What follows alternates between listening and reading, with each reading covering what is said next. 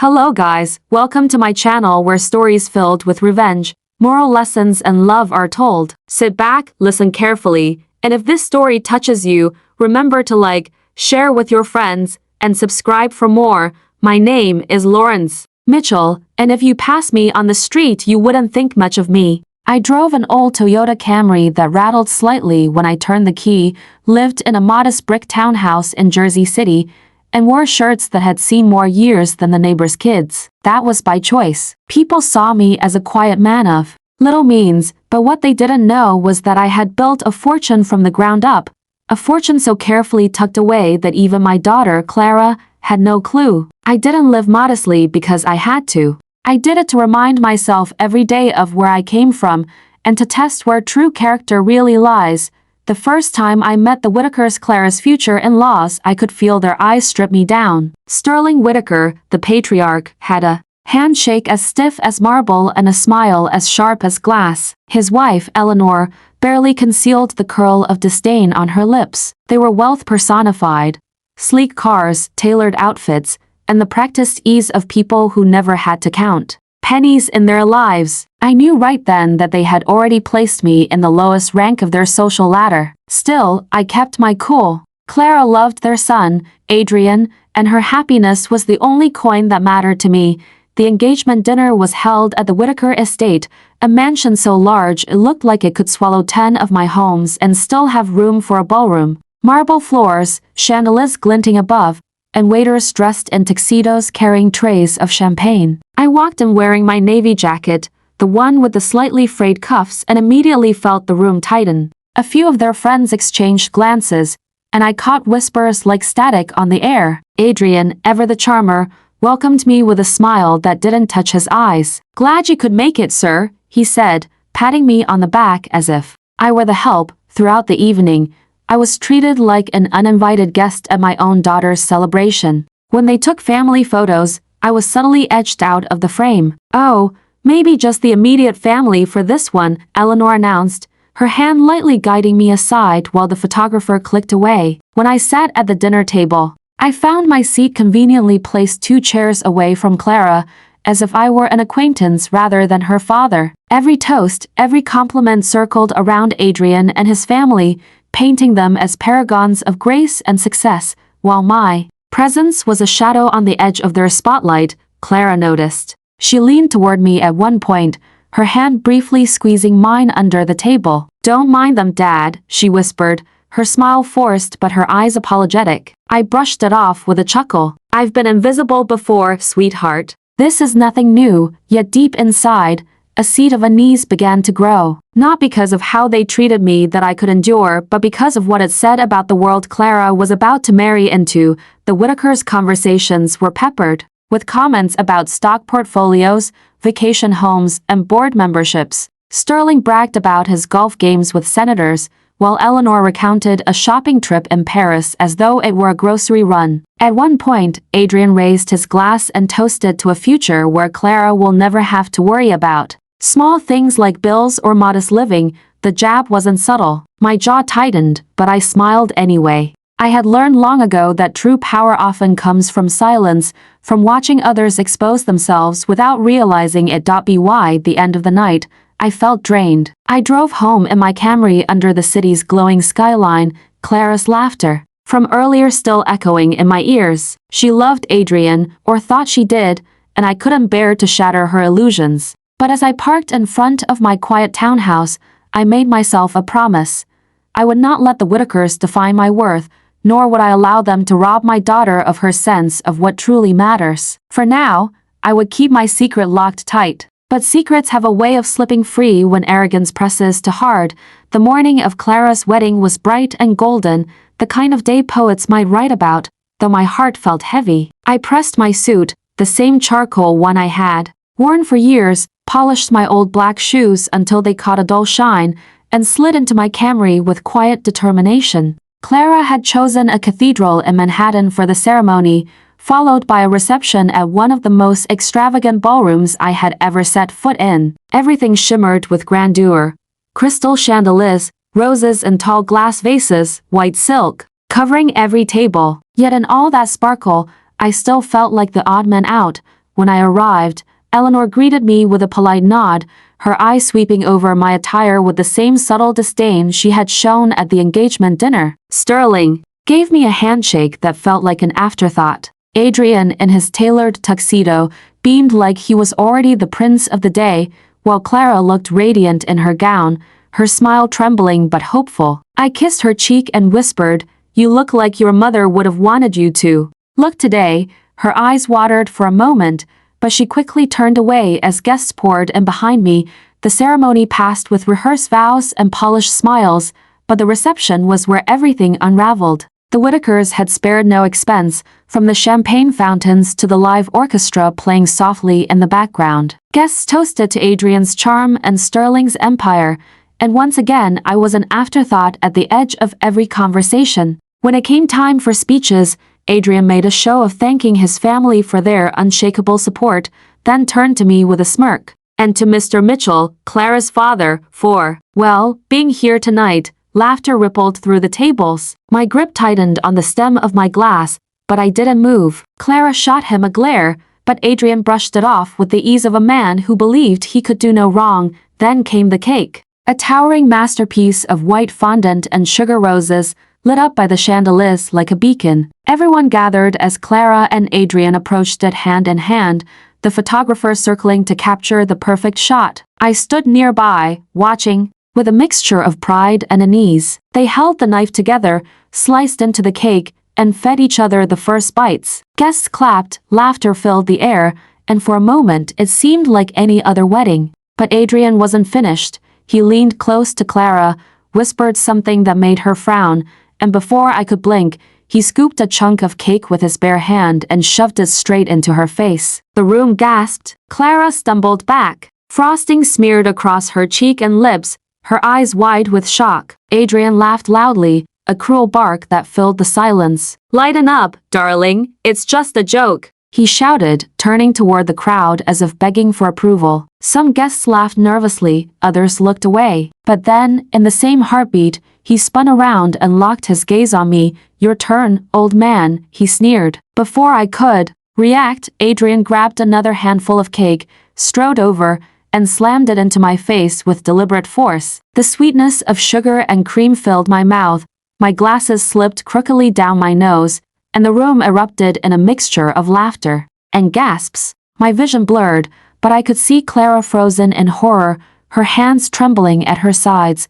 The silence that followed was suffocating. Cameras flashed, guests whispered, and I wiped frosting from my eyes. My chest burned not with humiliation, but with a fire I had kept buried for years. I straightened slowly, took off my frosting-smeared glasses, and looked directly at Adrian. "You think this is funny?" My voice was calm, but it carried. Sterling stepped forward, his voice sharp. "It was just a bit of fun, Lawrence. Don't be so sensitive." The laughter resumed, but this time it was thinner, more strained. I stood tall, cake dripping from my chin, and finally let out the truth I had carried for decades. "You mock me because you think I am poor, because my car isn't as shiny as yours, because my suit isn't stitched in Milan. But let me tell you something, every inch of what I own, I built with my hands and my mind. That old Camry you sneer at, it carried me to meetings where I turned $5,000 into a fortune larger than this entire estate of yours."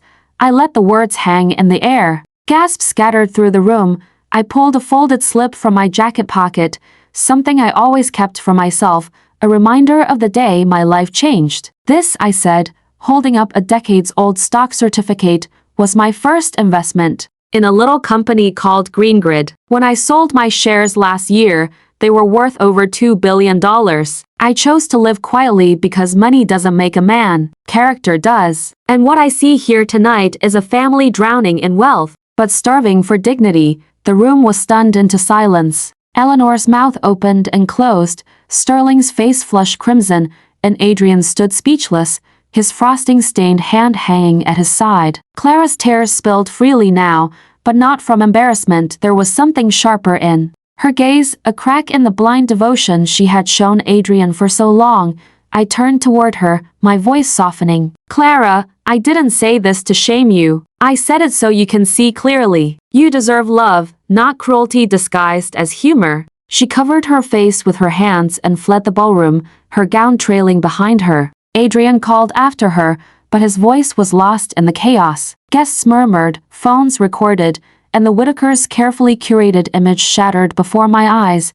I walked toward the exit slowly, frosting still clinging to my suit, every step echoing with a strange peace. I had not planned to reveal myself this way, but fate had forced my hand. Behind me, the orchestra faltered, chatter swelled, and the Whitakers scrambled to save face. But there was no saving what had just unfolded. The truth was out, and there would be no going back. When I stepped outside that ballroom, the night air hit my skin like a bomb, cooling the heat still burning inside me. For the first time in years, I didn't care about keeping my fortune secret. It no longer mattered whether they saw me as wealthy or modest. What mattered was Clara and whether she had finally seen the truth about the man she was marrying. My heart was heavy as I leaned against my Camry in the parking lot, still smeared with frosting, waiting. I wasn't sure she would come. Minutes later, the cathedral doors swung open and Clara emerged, clutching her gown with both hands, tears streaking down her face. Her veil had slipped, her makeup smudged, but she had never looked more real to me than in that moment. She hurried across the lot and collapsed against me, sobbing into my shoulder. "Dad, I can't do it. I can't marry him." Her words tumbled out in broken gasps, the dam of denial finally giving way. I wrapped my arms around her and held her close, no words needed. For the first time since this nightmare began, I felt her choosing me, not the world Adrian had promised her. We sat in the Camry for a long while. She kept shaking her head, whispering, "How could I have been so blind?" I stroked her hair and said gently, "Love isn't blindness, Clara. It's trust. And sometimes we place it in the wrong hands. What matters is that you see clearly now." She clutched my hand like a child again, the same way she had when she lost her first tooth or scraped her knee. Beneath all the layers of gowns and wealth, she was still my daughter, still the little girl I had raised with patience and hope. When she finally calmed, she asked about my fortune, her voice trembling. "Why didn't you tell me, Dad? Why hide it all these years?" I sighed, staring out at the glittering skyline across the river. "Because I needed to know who would love me for me, not for what I had. And I needed to know the same for you. Money can build walls as high as towers, but it can't build trust. I wanted you to grow up knowing values, not just numbers." She nodded slowly, her tears drying into resolve. "I get it now. I wish I'd listened to you earlier." The wedding reception dissolved behind us into chaos. Guests drifted out, half shocked, half entertained, whispering about what had just unfolded. The Whitakers tried to regain their footing, but the scandal had already spread like wildfire. By the next morning, videos of Adrian shoving cake into my face were everywhere online, captioned with cruel humor, while my speech about character versus wealth began trending as well. The internet, in its merciless way, turned their grandeur into mockery overnight. Clara and I stayed away from it all. We drove home together in silence, the hum of the Camry a steady rhythm beneath us. When we arrived at my townhouse, she stepped inside and looked around with new eyes. "It feels like home here," she whispered. I smiled faintly. It always was. She curled up on the couch, still in her gown, her head on my shoulder. For the first time in weeks, I felt her breathe, without tension, as though she had finally laid down a weight she didn't even realize she carried.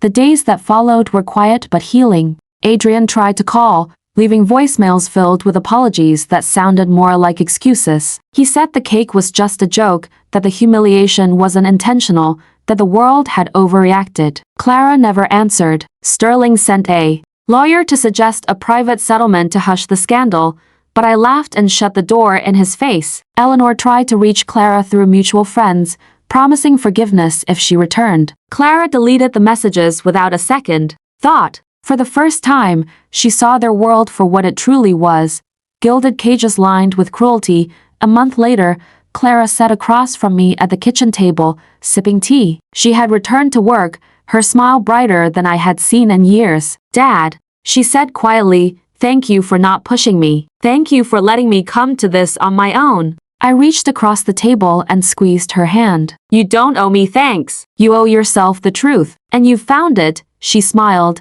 and for the first time since this ordeal began, I saw peace in her eyes, life didn't suddenly become perfect. There were whispers in the neighborhood, questions from colleagues, a few awkward encounters with people who had watched the wedding video go viral. But we faced it together. Every evening, we ate simple dinners at the same wooden table, talked about our days, and laughed about little things. Money had never defined us, and it never would. My fortune remained tucked away, but I no longer carried it like a secret burden. Clara knew, and that was enough. One evening, as the sun dipped below the horizon, she asked, "Do you ever regret not living rich, Dad?" I thought for a moment, watching the orange light spill through the window. "Not once," I answered. "Because real wealth isn't in houses or cars. It's in moments like this, in a family that stays, in love that doesn't falter when the frosting melts away." She leaned her head against mine and whispered, "Then I'm the richest woman in the world."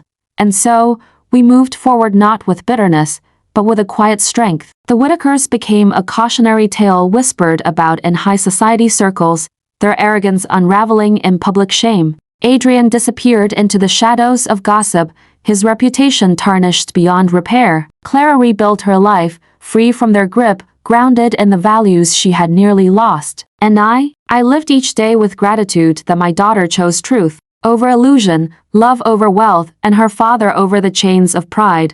The night I had frosting dripping down my face should have been the most humiliating of my life. Instead, it became the turning point that set us free. The Whitakers tried to make me small, but in the end, it was their world that crumbled. All I had to do was stand tall, speak the truth, and let time do the rest. Moral lesson: friends, if this story touched you, let it remind you of something simple yet powerful.